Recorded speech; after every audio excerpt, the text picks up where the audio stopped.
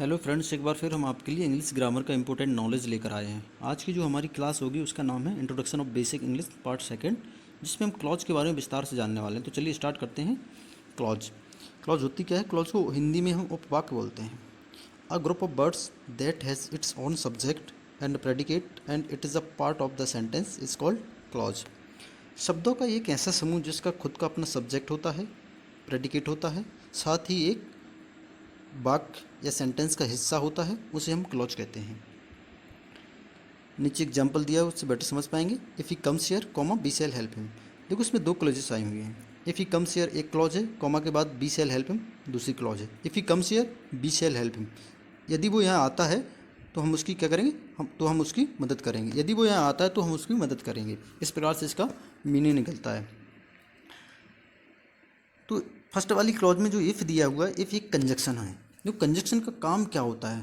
The word that join two और more than two letters, words, phrases, clauses, idioms, proverb, maxim and saying and sentences is called a conjunction.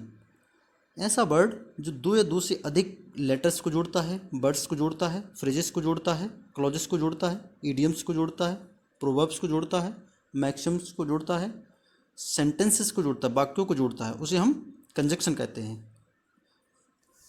इसके बाद जो ही आया हुआ है, ही एक सब्जेक्ट है। इसके बाद जो शेष पार्ट है कम्स हियर, वो एक प्रेडिकेट होता है पूरा का पूरा। इसके बाद जो सेकंड वाला पार्ट है हमारा, सेकंड क्लॉज है, कॉमा के बाद वाला पार्ट, इसमें बी एक सब्जेक्ट है। इसके बाद जो शेष पार्ट बचता है उसे हम प्रेडिकेट बोलते हैं।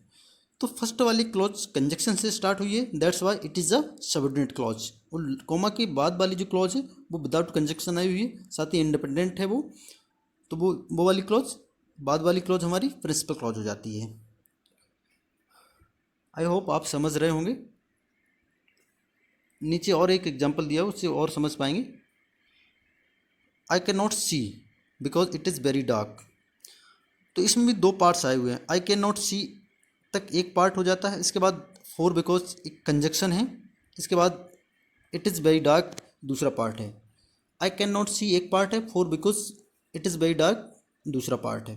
देखो यहाँ पे फोर ऑब्लिक बिकॉज करके दिया, बिकॉज करके दिया हुआ है। या तो आप फोर कंजक्शन का यूज कर सकते हैं या बिकॉज कंजक्शन का यूज कर सकते हैं। दोनों कंजक्शन सुटेबल हैं यहाँ पर। तो हमारी जो फर्स्ट वाली क्लॉज है उसमें आई क्या है? एक सब्जेक्ट है। इसके बाद जो शेष पार्ट बचता है कैन नॉट सी, वो एक प्रेडिकेट का काम करता है। तो फर्स्ट वाली क्लॉज जो है वो विदाउट कंजक्शन है, साथ ही साथ इंडिपेंडेंट है, that's why it is a principal clause. इसके बाद जो हमारी बाद वाली क्लॉज है वो फोर बिकॉज कंजक्शन है, वो कंजक्शन उसके जस्ट पहले आया हुआ है, कंजक्शन के साथ आई हुई है, that's why it is a subordinate clause. इसमें इट क्या है? देखो एक सब्जेक्ट का काम करता है। इट और देयर इंग्लिश में क्या होते हैं? इंट्रोडक्टरी सब्जेक्ट का काम करते हैं। भाई ये किसी न किसी चीज़ को इंट्रोड्यूस करते हैं। जैसे यहाँ पे it is very dark, it dark अंधेरे को इंट्रोड्यूस कर रहे हैं यहाँ पे। I can not see for because it is very dark, मैं देख नहीं सकता क्योंकि यहाँ बहुत अंधेरा है। तो इट और देयर क्या होते हैं? इंट्रोडक्टरी सब्जेक्ट होते हैं इंग्लिश लैंग्वेज में, जो किसी न किसी को इंट्रोड्यूस करते हैं। यहाँ पे डार्क को इट इंट्रोड्यूस करता है। तो इट क्या है? एक सब्जेक्ट है। इसके बाद जो शेष पार्ट बचा हुआ है वो एक प्रेडिकेट है। तो बाद वाला जो हमारा पार्ट है, बाद वाली जो क्लॉज है वो कंजक्शन के साथ आई हुई है, that's why it is a subordinate clause. इसके जस्ट पहले जो हमारी फर्स्ट क्लॉज आई हुई है आई कैन नॉट सी, ये विदाउट कंजक्शन आई हुई है, साथ ही इंडिपेंडेंट है, that's why it is a principal clause. I hope आप समझ पा रहे होंगे। इसके बाद देखो कुछ टाइप्स होते हैं इंग्लिश लैंग्वेज में क्लॉजेस के। There are three kinds of clause in English language. English language में थ्री टाइप्स क्लॉज होते हैं। कौन कौन से? Principal clause, subordinate clause and coordinate clause. जान लेते हैं प्रिंसिपल क्लॉज क्या होती है।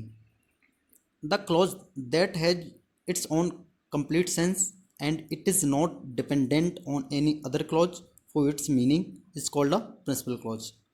ऐसी क्लॉज जिसका खुद का अपना पूरा अर्थ होता है, साथ ही अपने अर्थ के लिए, अपने मीनिंग के लिए किसी दूसरी क्लॉज पर डिपेंडेंट नहीं होती है, उसे हम प्रिंसिपल क्लॉज बोलते हैं, उसे हम मुख्य उपवाक्य बोलते हैं।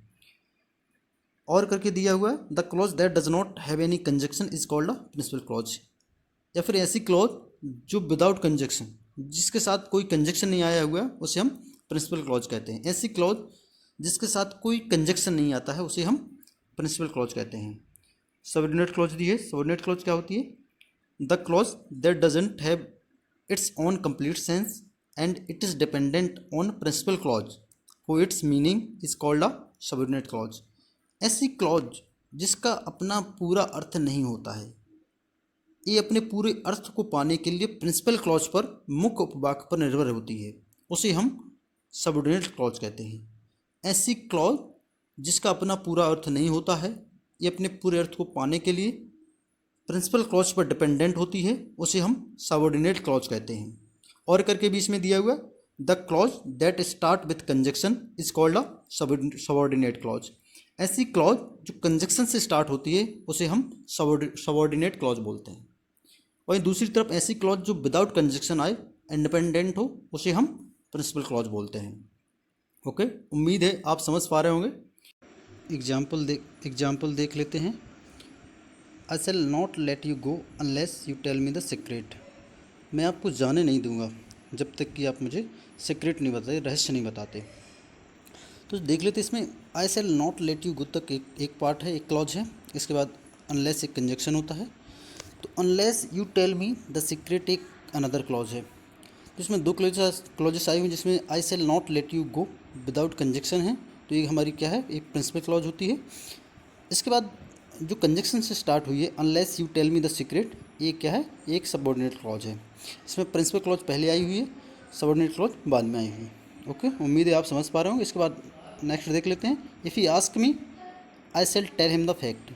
यदि वो मुझसे पूछता है तो मैं उससे फैक्ट बताऊंगा। इसमें देखो इफ़ एक कंजक्शन है, दैट्स वाई जो फर्स्ट वाली हमारी क्लॉज है वो क्या है, सबऑर्डिनेट क्लॉज है।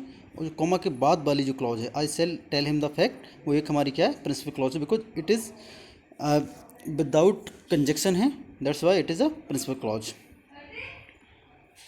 इसके बाद देख लेते हैं कोऑर्डिनेट क्लॉज।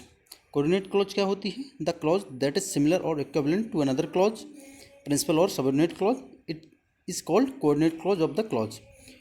ऐसी क्लॉज जो किसी अन्य प्रिंसिपल क्लॉज या सबऑर्डिनेट क्लॉज के समान ही होती है, उसे हम coordinate clause of the clause कहते हैं। भाई जब दो सेम क्लॉज किसी सेंटेंस में आ रही हों, तो जो फर्स्ट वाली क्लॉज होती है वो उसके एक्चुअल नाम से हम उसको जानते हैं, और जो बाद वाली क्लॉज होती है उसको हम coordinate clause of that clause कहते हैं। जैसे सपोज किसी सेंटेंस में टू क्लॉजेस आई हुई हैं, पहली प्रिंसिपल क्लॉज है, बाद वाली भी प्रिंसिपल क्लॉज है, तो फर्स्ट वाली को तो हम प्रिंसिपल क्लॉज ही उसके एक्चुअल नाम से जानेंगे, लेकिन जो बाद वाली हमारी प्रिंसिपल क्लॉज है उसको प्रिंसिपल क्लॉज ने कह के उसको हम coordinate clause of the principal clause कहेंगे। ओके, एग्जाम्पल से देख लेते हैं। When he reached Delhi and he saw his friend he became very happy. देखो इसमें हमने इस जो ये सेंटेंस लिखा हुआ है इसमें हमने पार्ट्स में डिवाइड किया हुआ है। When he reached Delhi and saw his friend he became very happy. तो व्हेन क्या, एक कंजक्शन है। तो फर्स्ट वाला जो हमारा पार्ट है व्हेन ही रीच्ड दिल्ली, इसमें व्हेन कंजक्शन है, that's why it is a subordinate clause. इसके बाद एंड भी एक क्या है, कंजक्शन है। And when he saw his friend, यहाँ पे व्हेन ही क्या है, एक हिडन है, छुपा हुआ, अंडरस्टूड है, ये हमें समझना होगा। अगर हम व्हेन ही सॉ यहाँ पर भी लिखते when he reached Delhi and when he saw his friend, अगर हम यहाँ पर भी व्हेन ही सॉ लिखते तो ये सुपरफ्लूअस यूज हो जाता है। हमने आपको पहले ही बताया है कि जहाँ हम अनवांटेड वर्ड्स को लिखते हैं वही सुपरफ्लूअस यूज होता है। जहाँ हमें वर्ड्स की आवश्यकता नहीं है फिर भी हम वहाँ पे वर्ड्स लिखते हैं, तो वो एक सुपरफ्लूअस यूज ऑफ वर्ड्स हो जाता है। तो अगर हम यहाँ पे ऐसे लिखते हैं when he reached Delhi and when he saw his friend, तो एक सुपरफ्लूअस यूज हो जाएगा वो। इसी प्रकार से हमने इस प्रकार से इसको लिखा है, व्हेन ही रीच्ड दिल्ली एक क्लॉज हो गई, and saw his friend another clause है, कॉमा के बाद और एक और क्लॉज आई है, ही बिकेम वेरी हैप्पी। तो जो हमारी फर्स्ट वाली क्लॉज है वो कंजक्शन से स्टार्ट होती है, that's why it is a subordinate clause. इसके जस्ट सेकंड वाली जो क्लॉज है वो भी एक कंजक्शन से स्टार्ट होती है, तो ये भी एक हमारी क्या है, सबऑर्डिनेट क्लॉज है, लेकिन इसको हमने सबऑर्डिनेट क्लॉज नहीं कहेंगे, इसको हम कहेंगे coordinate clause of the subordinate clause. हमने आपको पहले ही बताया जब किसी सेंटेंस में दो सेम क्लॉजेस आ रही हैं तो हम पहली वाली क्लॉज को उसके एक्चुअल नाम से जानेंगे और बाद वाली क्लॉज को coordinate clause of that clause के नाम से जानेंगे। जिस प्रकार से इस सेंटेंस में हम देख पा रहे हैं, फर्स्ट वाली क्लॉज हमारी सबऑर्डिनेट क्लॉज है, इसके जस्ट बगल में या फिर इसके जस्ट आगे भी एक सबऑर्डिनेट क्लॉज है, तो पहली वाली को तो हम सबऑर्डिनेट क्लॉज ही कहेंगे, उसकी जो आगे वाली क्लॉज है उसको हम coordinate clause of the subordinate clause कहेंगे। तो ये हमारी जो कोऑर्डिनेट क्लॉज है वो बाद वाली जो सेकंड वाली क्लॉज है वो हमारी coordinate clause of the subordinate clause कहलाएगी। उम्मीद है आप समझ पा रहे होंगे। इसके बाद कॉमा के बाद जो क्लॉज दी है, ही बिकेम वेरी हैप्पी, क्या है, ये एक इंडिपेंडेंट क्लॉज है, इसके साथ कोई भी कंजक्शन नहीं आया हुआ, that's why it is a principal clause. इसके बाद देखो इसी एग्जाम्पल को हमने पहले एक प्रिंसिपल क्लॉज, इसके बाद सबऑर्डिनेट क्लॉज लिख कर बताया आपको। जब हम किसी भी क्लॉज को, जब हम सबऑर्डिनेट क्लॉज को किसी भी सेंटेंस में जब हम सबऑर्डिनेट क्लॉज को पहले लिखते हैं, प्रिंसिपल क्लॉज को बाद में लिखते हैं, तो हमें बीच में कॉमा का यूज करना पड़ता है। लेकिन अगर हम प्रिंसिपल क्लॉज को पहले लिखते हैं बाद में सबऑर्डिनेट क्लॉज को लिखते हैं तो हमें कॉमा का यूज नहीं करना पड़ता, क्योंकि वहाँ पर फिर बीच में एक कंजक्शन वर्ड आता है। ओके, जैसे ही बिकेम वेरी हैप्पी, यहाँ तक एक क्लॉज है, प्रिंसिपल क्लॉज है जो कि इंडिपेंडेंट क्लॉज है, बिकॉज ना तो ये ना तो इसके जस्ट पहले कोई कंजक्शन आया हुआ है और ना ही ये किसी पे डिपेंडेंट है। इसके बाद when he reached Delhi and saw his friend, ये दोनों की दोनों क्या है, अपनी सबऑर्डिनेट क्लॉज है। तो पहली वाली को तो हमने सबऑर्डिनेट क्लॉज बोल दिया, लेकिन बाद में भी जो सबऑर्डिनेट क्लॉज आ रही है उसको हम सबऑर्डिनेट क्लॉज ना कह के हम उसको coordinate clause of the subordinate clause के नाम से जानेंगे।